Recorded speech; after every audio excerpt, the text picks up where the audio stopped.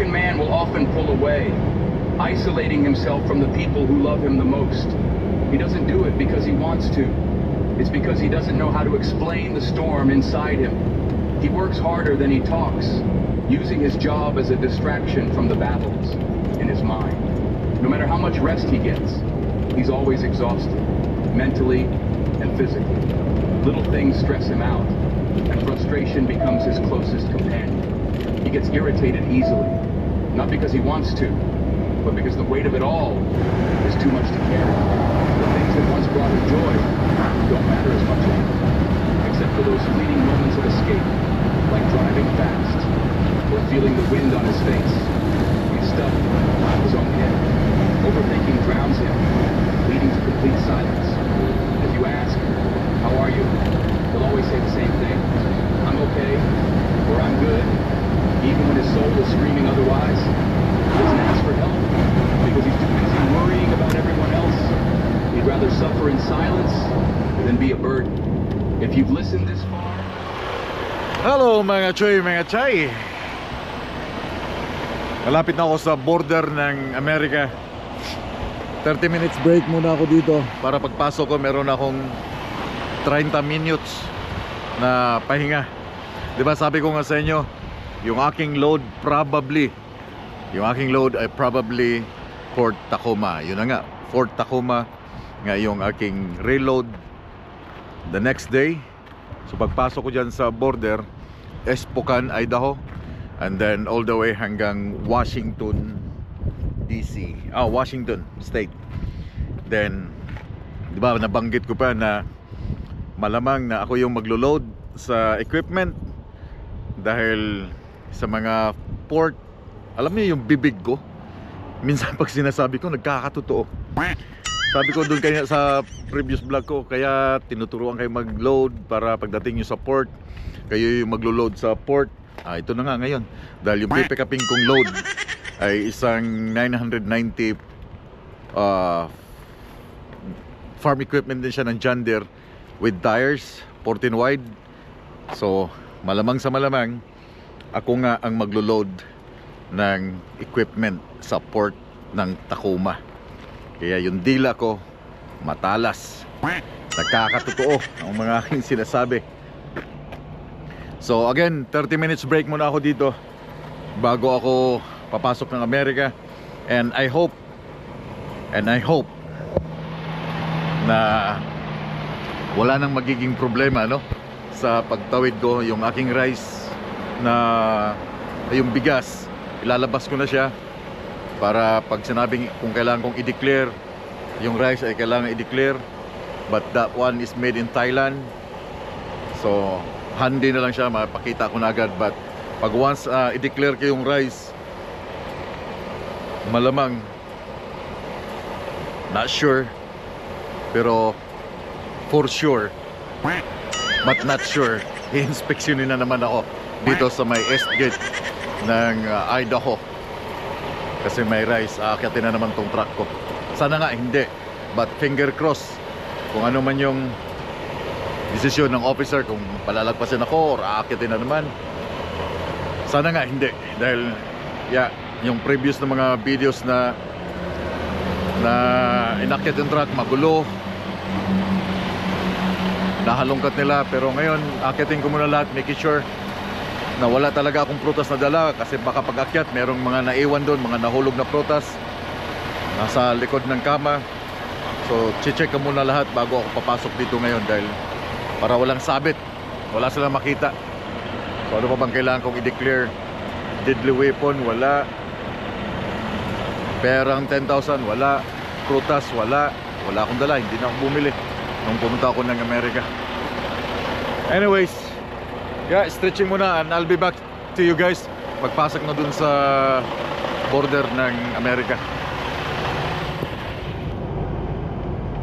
Okay, 2 kilometers approaching US border, guys.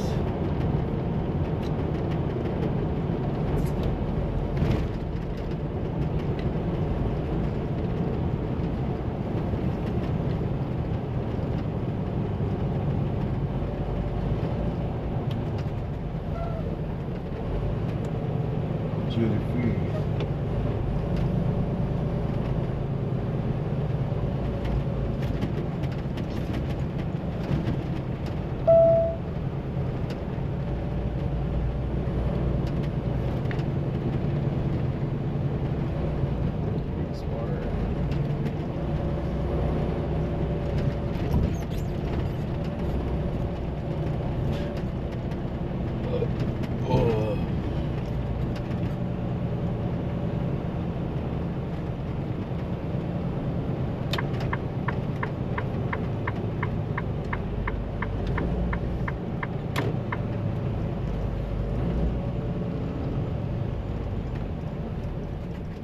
i-fill mo na aking passport.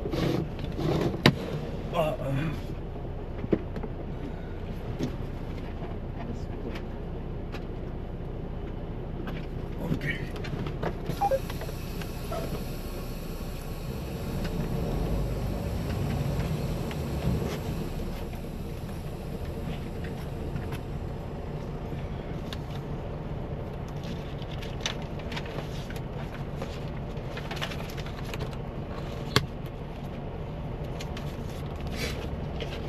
Saan ba yung papel ko na ilagay?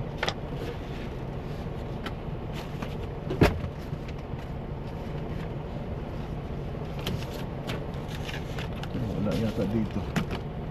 I'm not sure. Not here.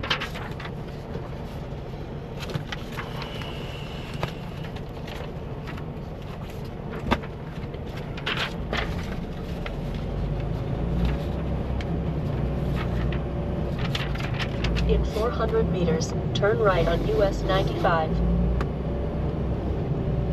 Turn right on US 95.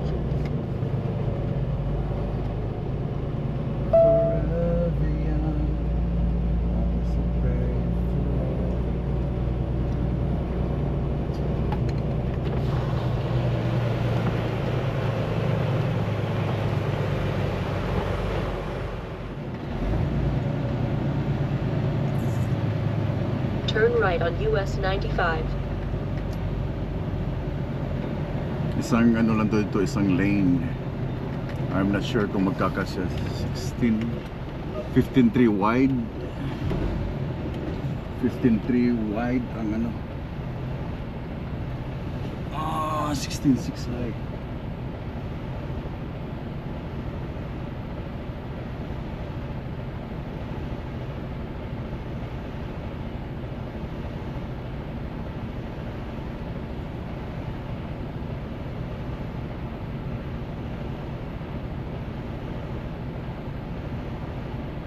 Come on.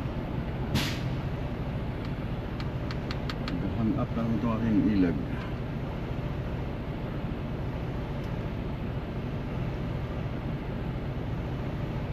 Yes.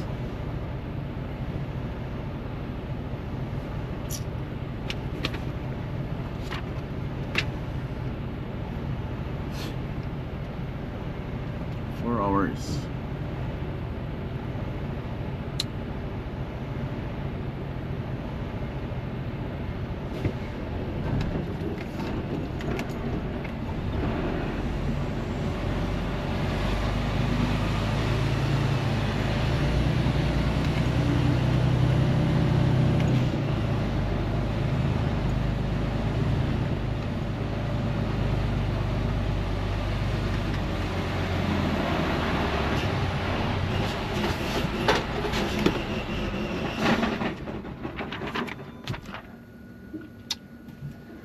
Hello, madam. How are you? I'm good, thanks.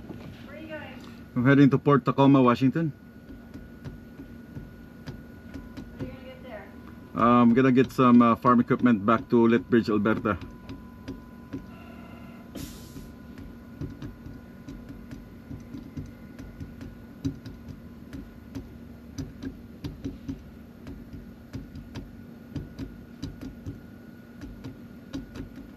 Any alcohol or tobacco? I got 5 packs tobacco for personal consumption. Fresh fruits or vegetables? No fruits and vegetables. You've had issues in the past, haven't you? Yes, and Pembina, strawberry. Alright. So we're gonna have to go park your truck and then come inside the building for me, please, okay? Yeah. As usual.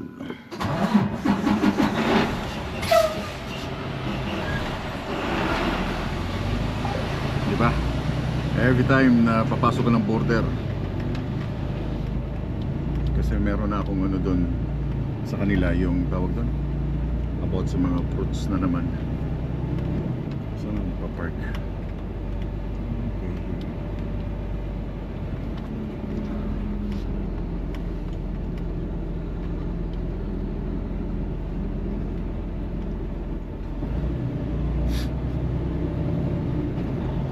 Laging ganun. Hindi mawawala yan.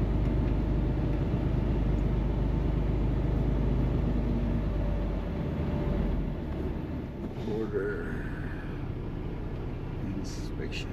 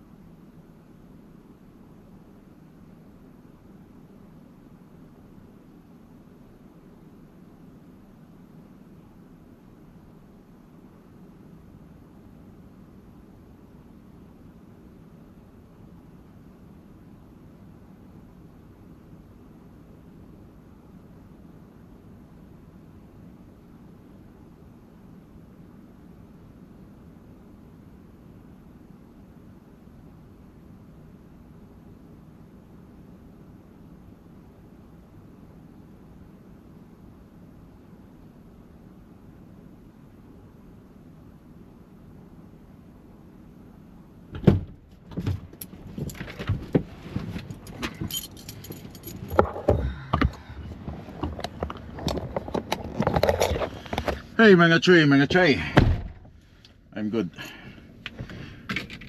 Alam nyo, sasabihin nyo, bakit lagi kang itinitigil sa mga port ng Amerika? It's because, yun nga, yung pangalan ko nasa centralized na ng every border na ano about sa agriculture, no? Ngayon, dito sa Idaho, meron naman silang updated na guidelines for agricultural products from Canada. Iba din yung rules nila dito. I don't know if this one will apply sa somewhere in Portal, in Pembina or other na mga port of entry. Sa itong bit-bit ko ngayon ay dito lang yun sa kanila. Iba din tong bit-bit ko na agricultural products from Pembina naman to. So iba-iba sila ng ano, iba-iba sila ng guidelines, but about dun sa rice ay the same. And dito sa kanila nakalagay, bago ako alis, nakalagay dito sa mga beef including bison, includes bison and veal, pork, lamb, goat or seafood for personal use is allowed. Example, may mga manok ka, mayroong kang meat, mayroong kang ano bang mga klaseng meat na hindi luto or hindi half cooked, dito sa Idaho, sa Kingsgate ay allowed. But hindi siya allowed or iba din yung patakaran doon sa Pembina or sa Portal, kasi sa Pembina hindi pwedeng ipasok yung mga raw product, kailangan half cook or cook. So iba-iba sila ng guidelines dito. Kaya may nakasulat dito, when in doubt, please contact agricultural specialist listed below dito. But ito ay dito lang sa East Gate na sa British Columbia at saka Idaho. Hindi siya applicable doon sa ibang port of entry, no? Like lagi kong pinapasukan yung Portal at saka Pembina. Hindi siya applicable yung nandito sa kanila. Iba din yung kanilang guidelines doon. Kaya pasensya na lang, every time na papasok ka, ititigil ka nila kasi iba-iba sila ng guidelines. But makita nyo naman yung pagpasok ng officer dito. Kausap ko sa loob, ang tagal namin eh. Sabi ko, bakit lagi akong itinitigil dito? Every time na mag-cross ako sa border, itinitigil ako ng mga officer.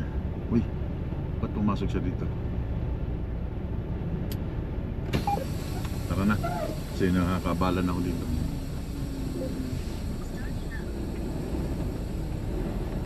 Turn right on US 95. Siya, dahil doon sa ano, yung sa strawberry. Sabi ko, yung strawberry naman galing siya ng Amerika eh. So iba-iba sila ng guidelines, mga choy, mga chay. So hindi na ako magtataka every time na papasok ako ng ibang port ng Amerika, kahit sa port ng Amerika, kung papasok man ako sa British Columbia, papasok man ako dito sa may Osoyoos, papasok man ako dun sa border sa Detroit, Ambassador, ganun pa rin yung procedure. Ititigil nila ako dahil nga meron na akong note doon sa system nila na sa agricultural products. But again, nakita nyo kung paano naghalungkat yung officer dito.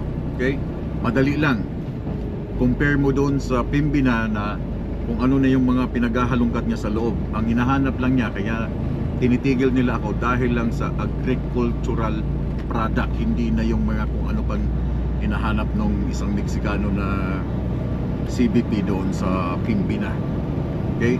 Ang hinahanap lang niya, chinek niya yung bigas, kasi may bigas akong cook, yung kagaya kay Manoy.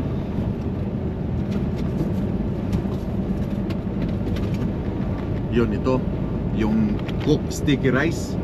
Pwede itong ipasok sa US. Luto na to siya, iinit na lang, pwede daw to. Hindi siya kasama sa listed sa mga bawal na rice. Like, basahin ko lang, ang mga bawal na bigas or mga seeds, flower seeds galing ng Afghanistan, Bangladesh, Burma, Cyprus, Egypt, India. Yung India rice, bawal yon. Iran, Iraq, Israel, Kuwait, Libya, Mali, Mauritania, Morocco, Nigeria, Oman, Pakistan, Qatar, and Saudi Arabia, Senegal, Sri Lanka, Sudan, and Syria, yung mga Middle East country. Tunisia, Turkey, United Arab Emirates, and Upper Volta or Burkina Faso. Mga bawal yun, yung mga seeds nila at saka yung rice. Basta somewhere sa Middle East na mga rice. Except sa Korea pwede. Yung hindi luto or yung luto, Thailand, Vietnam, pwede yun. So, kadalasan naman mga benta na mga bigas sa market, matindahan, made in Thailand, made in Vietnam. So, pwede siya. So, nakita nyo kung paano niya in-inspect. Saglit lang, tinignan niya yung fridge ko. Yun lang, madali lang siya, di ba? Kaya yung isa doon sa Pimbina, chinek niya, hinalungkat na lahat, pati basurahan, hinalungkat. Tapos hinawak niya dito sa aking mga gamit. I don't know kung anong hinahanap niya. Ang reason lang naman sa pagtigil sa akin every time pagpasok sa border is agricultural product, nothing else. Kasi doon lang ako sumabit, yung nagdala ko ng citrus papalik.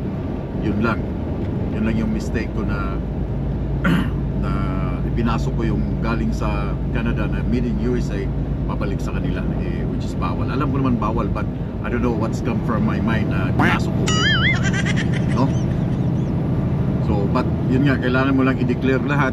Mag-declare ka lang, wag kang matakot, basta i-declare mo lang and make it sure sa paulit-ulit mo rin pa dito, may mga guidelines ka na sa iba't ibang port of entry, yung mga bawal. Ako, hindi na ako bumili ng prutas ngayon, wala na akong fruits na dala. Iniiwasan ko na. Then cook egg siguro pwede ko pandalhin, basta as long na cook yung egg. Okay, bawal yung raw, prohibited yung raw, yung egg.